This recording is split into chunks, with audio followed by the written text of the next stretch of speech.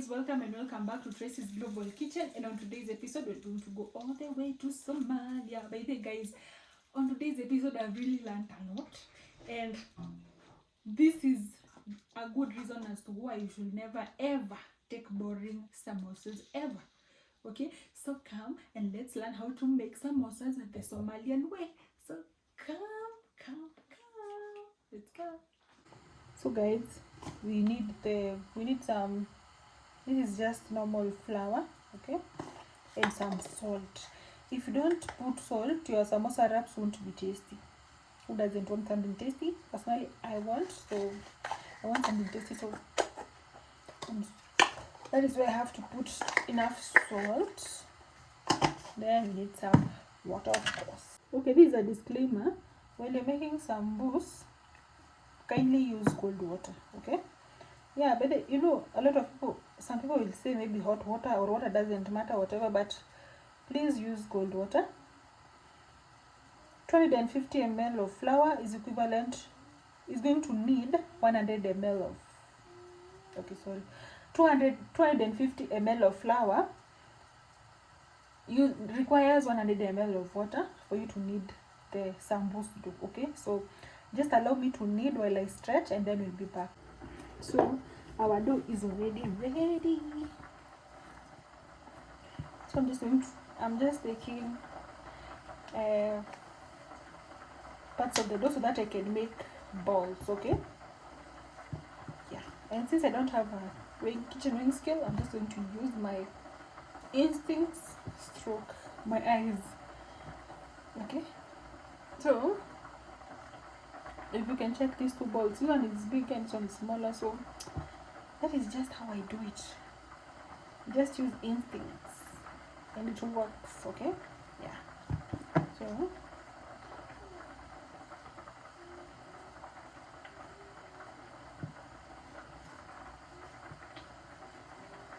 I think we are now good. And by the way, one ball is going to give us 4 sambusa, so we are going to be making 16 of them. So the next part is us having some dough. This is just a wheat flour. We put some wheat flour on our dough and we dust. Okay, it's a very, very important part. Okay, so guys, today I'm going to teach you something. You know, I'm a global food traveler, right? So there is that method of you first roll into a small circle and then you apply some oil and then you pile them. But personally, I don't do that. One, because I'm going to waste a lot of dough. Two, because by the way, guys, if you can save time, please save time. So personally, I'm just going to roll the dough.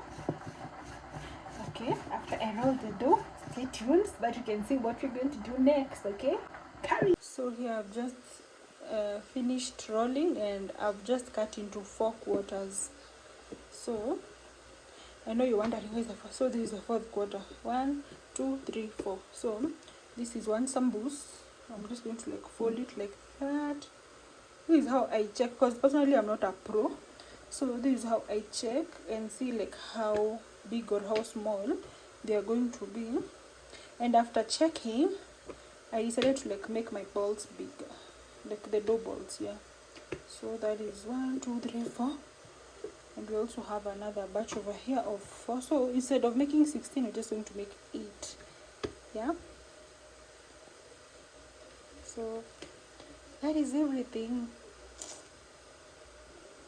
They look good, right? But guys, by the way, we're almost done with the hard part. So let's continue. And here we have our minced goat meat, okay, and then here I have my beef cubes, so I'm just going to add them over there. But when you're making Somali sambusa, you have to spice them really well. Then I'm going to add in some cumin powder, and you can also add in your favorite spices. So personally, I've just added in my favorite spices. And guys, this recipe is so good because why did I never ever think of adding lemon juice right now? Okay, because in Kenya, yes, we add lemon juice, but when the samosas are well cooked, okay? So this is new and I really love it. So that lemon juice, one juice from one lemon, yeah, and then some ginger and garlic combined. So I'm just going to give that a good stir. And my ingredients have already, like, I had boiled my meat with some white onions, okay? So it is really very flavorful. And since the beef seasoning usually have salt, I'm not going to add salt personally, but if you feel the need to add salt, please add salt, okay? Yeah, so I'm just going to like cook it on low heat until all the water has evaporated. Please let's see that the water has evaporated. Oh, all the water has evaporated, and our meat is ready. Guys, you know, since I'm the person who is cooking, I'm not going to like starve myself to death, no. So I'm just going to taste so that I can know like how that lemon is tasting. Hmm. Hmm? I think we need a second helping. Hmm. Now, since I'm a good person, let me taste another one for you guys.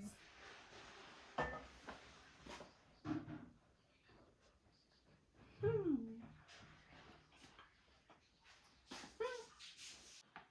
So guys, we're now going to prep our pockets, okay, or samosa wraps, just however you want to call them. So just place them on a well-heated pan, okay? So here in Kenya, yes, we make samosas, but guys, I think Somalia Sambusa, they're in my heart currently. If that is how the feelings are tasting, guys, huh? But they genuinely have really loved them, like a lot, okay? So we're just going to like half cook these wraps, okay? But I don't know why. I don't know whether it's because like I've cooked samosa a lot in this channel, and I'm definitely going to link up those videos over. I don't know whether that's the case, because I feel like I've really prepared the samosas fast, you know. So you just like half cook them. You don't have to like wait till you get some spots on them. You just half cooking, okay? Yeah. So let's meet after we are done half cooking. So here I just have some normal tap water, and then you add in some flour. Why? Because we're going to make some samosa glue, okay? Yeah. So you mix cold water and flour to make the samosa glue like that. It's like you're making a pancake paste, but this is not pancake paste, okay? So this is how it looks like. I don't know why I feel myself like making the paste using my left hand, and I'm not able to even like wrap them using my left hand. That is how I end up dirtifying all my hands. So I'm just wrapping them like a pro. I feel like I've put a lot of water. Anyway, the paste needs to be thick. Thick. And you also have to like ensure that you seal the ends. So this is where we're going to put our yummy fillings. Baby guys, those fillings, like I've already eaten like a quarter. Oh my god, I don't know why I feel like today's wraps are thick. Why did I do wrong? But anyway, we're still going to like work. We are still going to work. So you see, so allow me to make the rest. And so guys, if you're impatient, you can just put your fillings like your pot. You can just put it on like you can just immerse it in cold water, and it's going to cool your fillings, okay? Yeah. So just going to like put our fillings inside. You have to be careful like not to destroy our wraps, okay? Yeah, look at how filled up they are. That is why I prefer homemade samosas, like, because if you buy them, you might just find that you just bought like the wrap itself, because the fillings are not there. The fillings left the group chat. So So you see, you're just filling them up so fast. Look at that. Whee! By the way, this has been my like. By the way, I've never eaten goat meat samosa or sambusa. Never. And funny enough, the wraps and the whatever, the wraps and the fillings, they have just like it's like I'd measured, because even the fillings are almost over, and this is my last wrap. Guys, can you call it it's a wrap? Can you say it's a wrap? It's a wrap.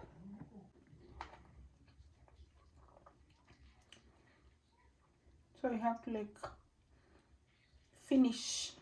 You want to now like finish wrapping. So I've added in some paste, some flour, so that my paste can be thick.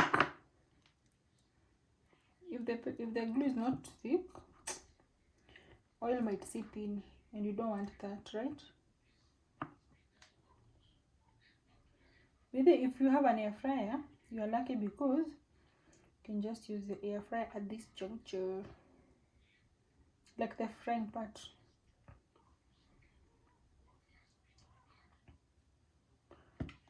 So you see, it's easy. It's tiring, but it's worth it. I had somebody say that the only easy part while making samosa, while preparing and everything, the only easy part is devouring it. Yeah, eating it is the only easy part, guys. This task is not easy. I'm just happy that I'm sad and happy that we are not making a lot. Sad because they are so sweet. Happy because I won't get tired a lot. Because if there's a recipe that makes me tired, it's samosa. But this one, oh my god. Yes, I would have been tired, yes, but the sweetness is top tier. So ready, hot enough, and you can have our samosa. You just dip them in the hot oil.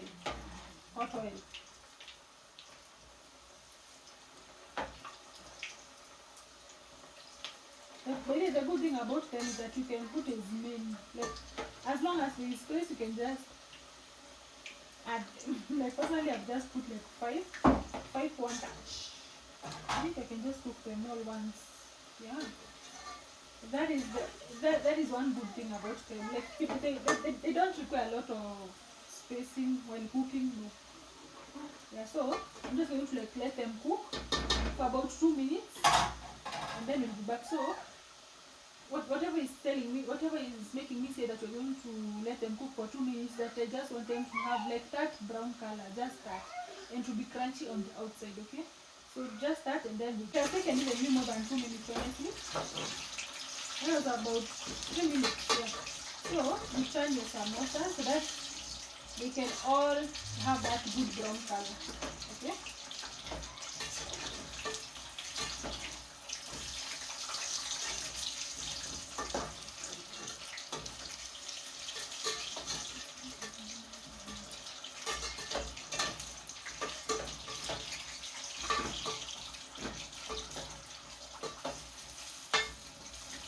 So I'm just going to let the other part cook for maybe for about some seconds, because the oil is too hot. Ready? Ready to be eaten.